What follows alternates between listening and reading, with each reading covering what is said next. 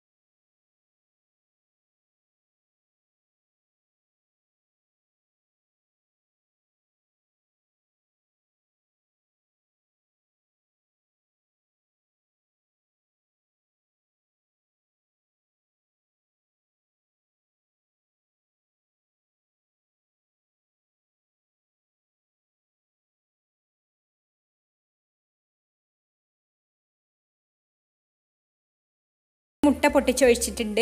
മുട്ട റൂം ടെമ്പറേച്ചറിലുള്ള മുട്ടയായിരിക്കണം. ഇനി ഇതിലേക്ക് 1/4 കപ്പ് ഓയിൽ ഒഴിച്ചു കൊടുക്കുക. പിന്നെ ഇതിലേക്ക് നമ്മൾ തയ്യാറാക്കി വെച്ചിട്ടുള്ള ബട്ടർ മിൽക്കും കൂടെ ഒഴിച്ചു കൊടുക്കുക. എന്നിട്ട് ഇതിലേക്ക് ഫ്ലേവറിന് വേണ്ടിയിട്ട് ഒരു 1.5 ടീസ്പൂൺ വാനില എസൻസും കൂടെ ചേർത്ത് കൊടുത്തിട്ടുണ്ട്. ഇനി ഇതൊരു വിസ്ക് വെച്ചിട്ട് നന്നായിട്ടൊന്ന് ബീറ്റ് ചെയ്തെടുക്കണം. ഇലക്ട്രിക് ബീറ്റർ ഒന്നും യൂസ് ചെയ്യേണ്ട ആവശ്യമില്ല ഈ കേക്കിന്, അല്ലാതെ തന്നെ കേക്ക് നല്ല സോഫ്റ്റ് ആയിട്ട് കിട്ടും. ഇതുപോലത്തെ വിസ്ക് ഇല്ലെങ്കിൽ ഒരു ഫോർക്കോ സ്പൂണോ എന്തെങ്കിലും വെച്ചിട്ട് നന്നായിട്ടൊന്ന് ബീറ്റ് ചെയ്തെടുത്താൽ മതി. ഇതിലേക്ക് 1 കപ്പ് പൊടിച്ച പഞ്ചസാരയാണ് എടുത്തിട്ടുള്ളത്. അതൊന്ന് കുറേശ്ശെ ചേർത്ത് കൊടുത്തിട്ട് ഇതുപോലെ വിസ്ക് വെച്ചിട്ട് നന്നായിട്ട് മിക്സ് ചെയ്തെടുക്കുക. അപ്പോൾ ആദ്യം കുറച്ചിട്ട് അതൊന്ന് നന്നായിട്ട് അലിഞ്ഞതിന് ശേഷം ബാക്കിയുള്ളതും കൂടെ ചേർത്തിട്ട് ഇതുപോലെ നന്നായിട്ട് പഞ്ചസാര അലിയുന്നത് വരെ ഒന്ന് മിക്സ് ആക്കി.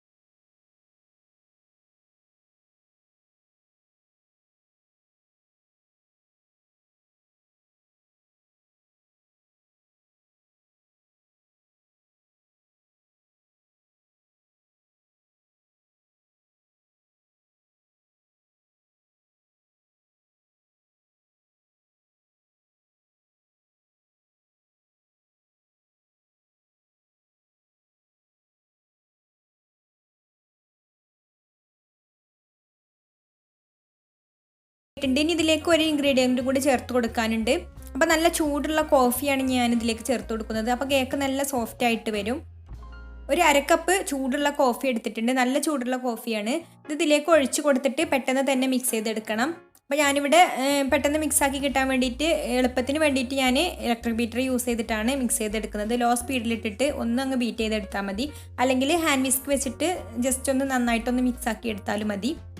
അപ്പോൾ നമ്മുടെ ബാറ്റർ ഇവിടെ റെഡി ആയിട്ടുണ്ട്. ഇനി ഞാനിത് കൺവെക്ഷൻ ഓവനിലാണ് ബേക്ക് ചെയ്തെടുക്കുന്നത്. 180 ഡിഗ്രിയിൽ 10 മിനിറ്റ് ഓവൻ പ്രീഹീറ്റ് ചെയ്ത് വെച്ചിട്ടുണ്ട്.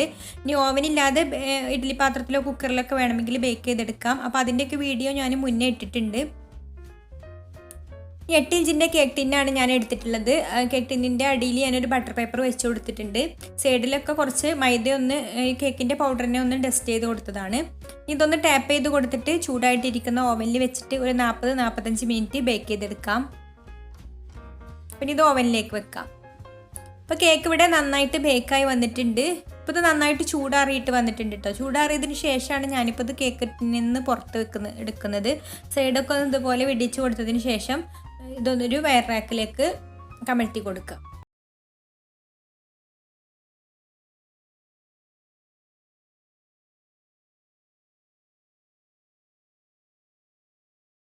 വിപ്പിംഗ് ക്രീം ബീറ്റ് ചെയ്യാം. അപ്പോൾ അപ്പോൾ ഞാനിവിടെ വാനില വിപ്പിംഗ് ക്രീം കുറച്ചേ എടുത്തിട്ടുള്ളൂ. അത് ഞാൻ കേക്കിനെ ഫുള്ളായിട്ട് കവർ ചെയ്യാൻ വേണ്ടിയിട്ട് മാത്രമാണ് ഈ വാനില വിപ്പിംഗ് ക്രീം യൂസ് ചെയ്യുന്നത്. അതുകൊണ്ട് കുറച്ച് മാത്രമേ എടുത്തിട്ടുള്ളൂ. അത് നല്ല സ്റ്റിഫ് പീക്സ് വരുന്നത് വരെ ബീറ്റ് ചെയ്തെടുക്കാം. അപ്പോൾ ഞാനിതിൻ്റെ ലെയറിൽ കൊടുക്കാൻ ചോക്ലേറ്റ് വിപ്പിംഗ് ക്രീമാണ് യൂസ് ചെയ്യുന്നത്. എന്നിട്ട് അതിൻ്റെ മുകളിൽ വൈറ്റ് ചോക്ലേറ്റ് ഗണാഷാണ് കൊടുക്കുന്നത്.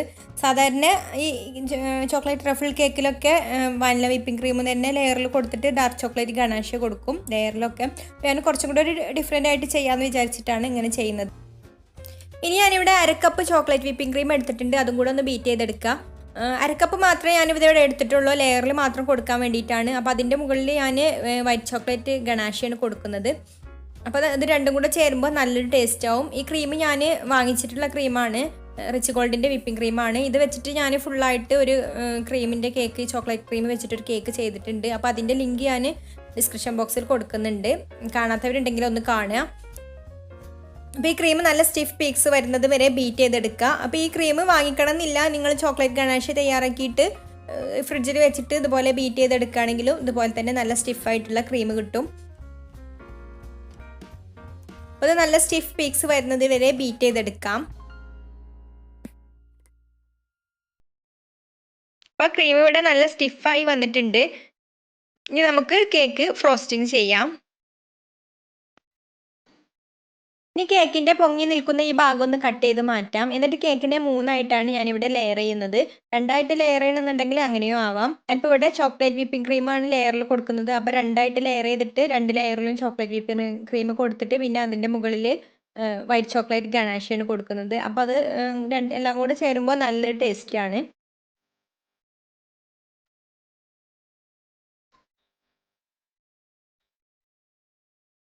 അപ്പോൾ കേക്കിനെ ഞാനിവിടെ 3ആയിട്ട് ലെയർ ചെയ്തിട്ടുണ്ട്. ഇനി നമുക്ക് കേക്ക് ഫ്രോസ്റ്റിംഗ് ചെയ്യാം. ആദ്യം തന്നെ ഫസ്റ്റ് ലെയർ ബേസിൻ്റെ മുകളിൽ കുറച്ച് ക്രീമാക്കി കൊടുത്തിട്ട് ഫസ്റ്റ് ലെയർ കേക്ക് വെച്ച് കൊടുത്തിട്ടുണ്ട്. അതിൻ്റെ മുകളിൽ ഷുഗർ സിറപ്പ് ഒഴിച്ചു കൊടുക്കുക. കൂടുതലായിട്ട് ഷുഗർ സിറപ്പ് ഒഴിച്ചു കൊടുക്കേണ്ട, നല്ല സോഫ്റ്റ് ആയിട്ടുള്ള കേക്കാണിത്. ഇനി ഇതിൻ്റെ മുകളിലായിട്ട് ചോക്ലേറ്റ് ക്രീം സ്പ്രെഡ് ചെയ്ത് കൊടുക്കുക.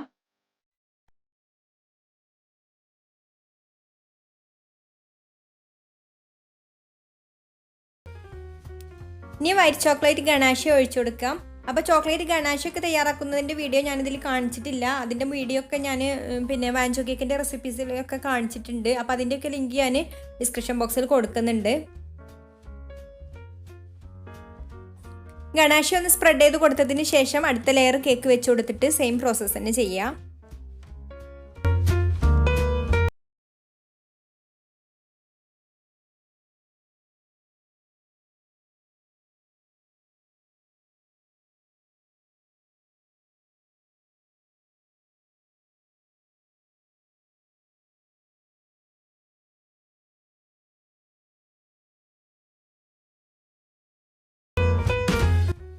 ഇപ്പം 3ആമത്തെ ലെയർ കേക്കും വെച്ച് കൊടുത്തിട്ടുണ്ട്. ഇനി ഇതിൻ്റെ മുകളിൽ ഷുഗർ സിറപ്പ് ഒഴിച്ചു കൊടുക്കുക.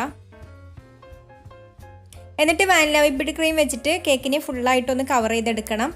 ഞാനിപ്പോൾ പെട്ടെന്ന് തന്നെ ഫ്രോസ്റ്റിംഗ് ചെയ്തെടുക്കാൻ വേണ്ടിയിട്ടും അതുപോലെ ക്രംസ് ഒന്നും പെടാതിരിക്കാൻ വേണ്ടിയിട്ട് ഇതുപോലെ ഒരു പൈപ്പിംഗ് നോസിൽ വെച്ചിട്ട് ആണ് ക്രീം സ്പ്രെഡ് ചെയ്ത് കൊടുക്കുന്നത്. അപ്പോൾ സൈഡിൽ മുകളിലൊക്കെ ഞാൻ നോസിൽ വെച്ചിട്ട് തന്നെയാണ് ചെയ്തത്.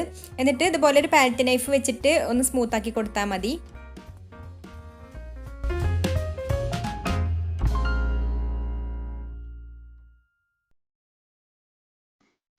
ഇത് ഫ്രിഡ്ജിൽ വെച്ചിട്ട് നന്നായിട്ടൊന്ന് സെറ്റായ ശേഷം മാത്രം ഇതിൻ്റെ മുകളിൽ ഡാർക്ക് ചോക്ലേറ്റ് ഗണാഷ ഒഴിച്ചു കൊടുക്കാം. അപ്പോൾ നമുക്കിത് സെറ്റ് ആവാനായിട്ട് ഫ്രിഡ്ജിലേക്ക് വെക്കാം. ഇപ്പോൾ കേക്ക് ഞാനൊരു അരമണിക്കൂർ ഫ്രിഡ്ജിൽ വെച്ച് എടുത്തതാണ്. നന്നായിട്ട് സെറ്റായി വന്നിട്ടുണ്ട്. ഇതിൻ്റെ മുകളിൽ ഡാർക്ക് ചോക്ലേറ്റ് ഗണാഷ ഒഴിച്ചു കൊടുക്കാം. അപ്പോൾ ഡാർക്ക് ചോക്ലേറ്റ് ഗണാഷ തയ്യാറാക്കുന്നൊരു വീഡിയോ ഞാനിതിൽ കാണിച്ചിട്ടില്ല. അതൊക്കെ ഞാൻ വാൻചോ കേക്കിൻ്റെ റെസിപ്പിയിൽ കൃത്യമായിട്ട് തന്നെ കാണിച്ചിട്ടുണ്ട്. അപ്പോൾ കാണാത്തവരുണ്ടെങ്കിൽ അതൊന്ന് കണ്ടു നോക്കുക. ലിങ്ക് ഞാൻ ഡിസ്ക്രിപ്ഷൻ ബോക്സിൽ കൊടുക്കുന്നുണ്ട്. അപ്പോൾ അധികമുള്ള ചോക്ലേറ്റ് കുറ്റി വീഴാൻ വേണ്ടിയിട്ട് ഞാനിതൊരു പാത്രത്തിൻ്റെ മുകളിലായിട്ടാണ് വെച്ചിട്ടുള്ളത്. ഇനി കേക്ക് ഫ്രിഡ്ജിൽ വെച്ചിട്ട് ചോക്ലേറ്റ് ഒക്കെ നന്നായിട്ടൊന്ന് സെറ്റ് ആയതിനു ശേഷം ഡെക്കറേഷനൊക്കെ ചെയ്യാം. അപ്പോൾ ഞാനിതിൻ്റെ സൈഡിൽ ഒരു പൈപ്പിംഗ് ബാഗിൽ കുറച്ച് വാനില വിപ്പിംഗ് ക്രീമും അതുപോലെ ബാക്കിയുള്ള കുറച്ച് ചോക്ലേറ്റ് വിപ്പിംഗ് ക്രീമും കൂടെ ആക്കി കൊടുത്തിട്ട് ഇതുപോലെ ഒന്ന് ഡെക്കറേറ്റ് ചെയ്തെടുക്കുന്നുണ്ട്. അതൊക്കെ ഓരോരുത്തരുടെ ഇഷ്ടത്തിനനുസരിച്ച് ചെയ്യാം. അപ്പോൾ ഈ റെസിപ്പി എല്ലാവർക്കും ഇഷ്ടമായിട്ടുണ്ടാവും എന്ന് വിചാരിക്കുന്നു. ഇഷ്ടമായിട്ടുണ്ടെങ്കിൽ ലൈക്ക് ചെയ്യാനും ഷെയർ ചെയ്യാനും മറക്കരുത്. അതുപോലെ ഈ ചാനൽ സബ്സ്ക്രൈബ് ചെയ്തിട്ടില്ലാത്തവരാണെങ്കിൽ ഇനിയും പുതിയ റെസിപ്പീസുകൾക്കൊക്കെ വേണ്ടിയിട്ട് ഒന്ന് സബ്സ്ക്രൈബും കൂടെ ചെയ്യണേ. അപ്പോൾ ഇനി മറ്റൊരു റെസിപ്പിയുമായിട്ട് വീണ്ടും വരാം. Thanks for watching.